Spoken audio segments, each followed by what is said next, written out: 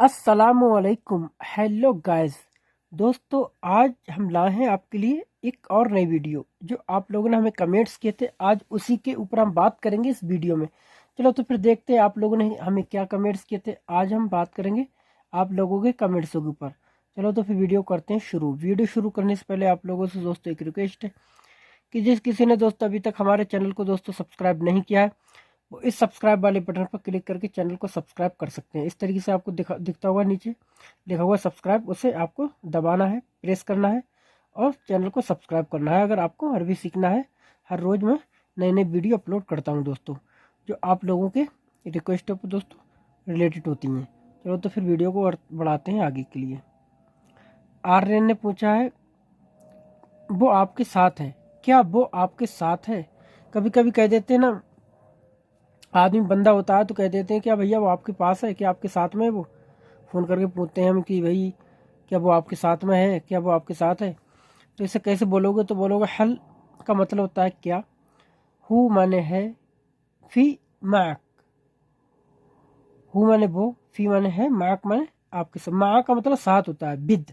English होता है ना विद, विद वाटर पानी के साथ, विद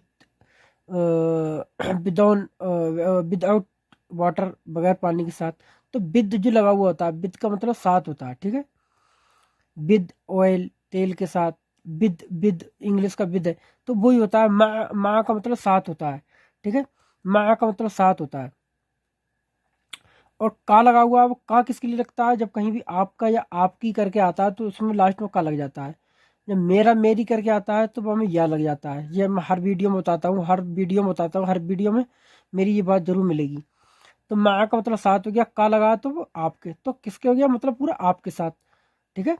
माँ का मतलब साथ हो गया और जब का लग जाता है तो का मतलब होता है आपके। तो आपके साथ, माँ का मतलब आपके साथ, ठीक है।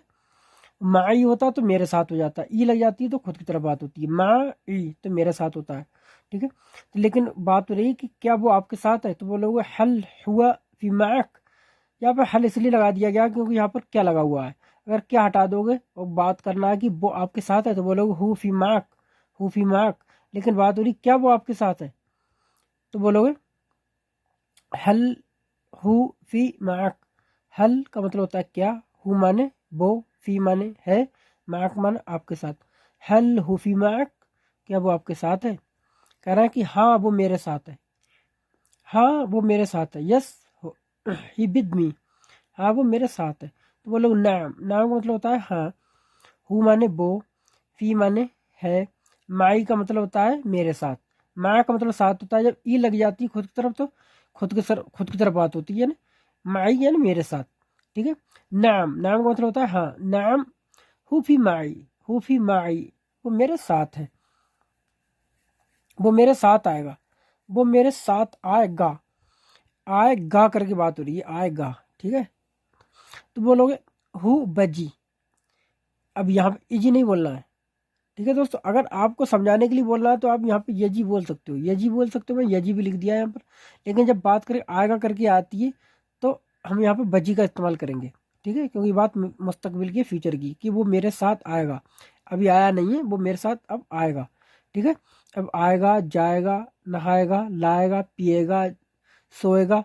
जब बात आती है तो उसमें या तो सीन लग जाती है पहले या बा लग जाता है तो यहाँ पे बजी हो गया। यजी नहीं बोलोगे, बजी बोलोगे। हु बजी, वो आएगा, किसके साथ आएगा? माई, मेरे साथ। माई यानी मेरे साथ, हु बजी माई। अगर आपको चक्कर में नहीं पड़ना है, ज़्यादा टेंशनबाजी नहीं करना है, तो सीधा बोल सकते हो, बोल दो बजी हटा दो, यजी बोल दो, हु यजी माई, वो मेरे साथ आता है, ठीक है। हु यजी, हु यजी माई।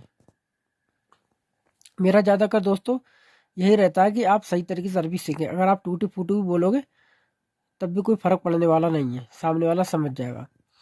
नासिर खान पूछ रहे हैं कि जो सऊदी हालचाल पूछने के बाद और बहुत कुछ बोलते हैं, उसके बारे में बताओ। जो सऊदी लोग होते हैं हालचाल पूछते हैं तो उसके बारे में और भी कुछ पूछते हैं दोस्तों। कुछ भी नहीं पूछते हैं वो लोग, वो सिर्फ बहुत हालचाल पूछते हैं तो उसमें बस थोड़ा बहुत अपना बढ़ा देते हैं हालचाल पूछने के तरीके। जैसे कि मैंने यहाँ पे लिख दिया है, बोलेंगे शुरू शुरू में आते हैं, आएंगे तो सलाम करते हैं, सलाम वालेकुम। बोलेंगे कैफ हाल, तो बोलेंगे कैफ हालक, शलोनक, शखबारक, तय्यबीन, अल्हम्दुलिल्लाह।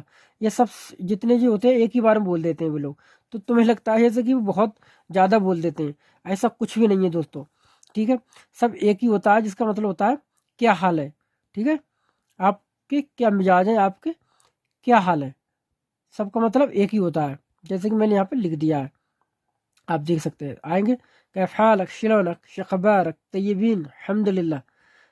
और दो तीन और ऐड कर देते हैं अपनी तरफ से, जैसे कैफ आइलक, कैफ आइलक, कैफ खान, मतलब कैफ आइलक का मतलब आपका परिवार कैसा है, कैफ खान आपके भाई कैसे हैं, ठीक है। इस तरीके से वो लोग जोड़ देते हैं। तो आपको भी ज़्यादा चक्कर में इसमें पढ़ने की ज़रूरत नहीं है। सैफ अंसारी ने पूछा है कि मैं थोड़ी जल्दी में हूँ, मैं थोड़ी जल्दी में हूँ तो कैसे बोलोगे, बोलो अना फी सोई आजिला। आजिला का मतलब होता है हैरी, मतलब जल्दी।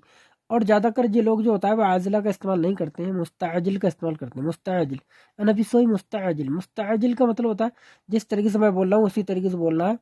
यहाँ पे देखो लिखा हुआ है अरबी मुस्ता, मुस्ता मैंने यहाँ पे आ लिख दिया है, मुस्ता, मुस्ताजिल, ठीक है। मुस्ताजिल का मतलब होता है किसी चीज़ का जल्दी में होना, कहते नहीं यार मैं जल्दी में हूँ, ठीक है।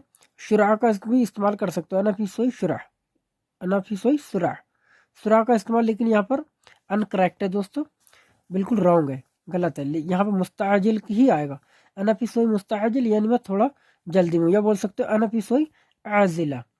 आजिला, आजिला का मतलब होता है हैरी, जल्दी। कह रहा है कि मुझे जल्दी चाहिए, जल्दी चाहिए, जल्दी चाहिए, किसी चीज़ की जल्दी होती है ना, आदमी कहता है जल्दी चाहिए जल्दी, तो बोल सकते हो एबगा बी सुरा, एबगा बी सुरा। यहाँ पे शुरा नहीं बोलना है, बड़ा लिख दिया मैंने, यहाँ पे सा छोटा सा आएगा सुरा, ठीक है। सुरा, बिसुरा, बिसुरा का मतलब होता है जल्दी से।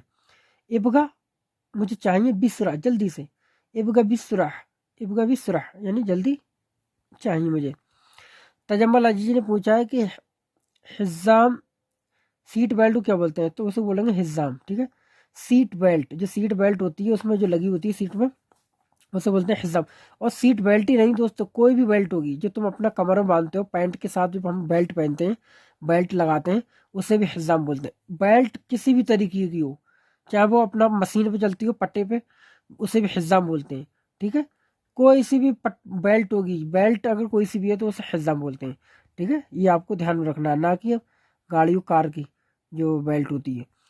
तो दोस्तों ये थे कुछ आप लोगों की हो कमेंट्स। तो आई होप गाइस दोस्तों ये वीडियो आपको पसंद आई होगी। अगर दोस्तों वीडियो पसंद आई तो वीडियो को लाइक करें, चैनल को सब्सक्राइब करें। अगर दोस्तों आपकी कोई कमेंट्स है तो आप मुझे नीचे कमेंट्स बॉक्स में लिख सकते हैं, मैं आपकी इंशाल्लाह उसको वीडियो बनाकर आपको दूंगा। चलो तो फिर मिलेंगे नेक्स्ट वीडियो के साथ, तब तक के लिए खुदा हाफिज़, बाय बाय।